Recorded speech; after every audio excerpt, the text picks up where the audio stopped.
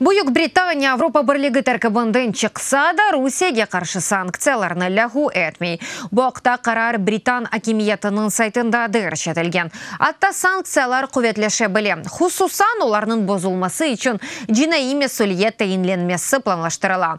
Авропа Бірлігінде более сынырлы тедбірі көзді тұтылмай, бұндан ғайры весіқа Ингілтереге базы шахысларының жедвелге көрсетілмесіні гизлемеге имкан бере.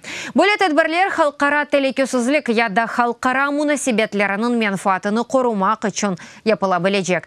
2014 сенесінден башла Бuyuk Британия башқа Авропа мемлекетлері кебі Русияге хусусан Қырым ишғаліне ве Донбасс давасына алақасы олған шахыслар ве шіргетлерге қаршы санкциялар көрсетті.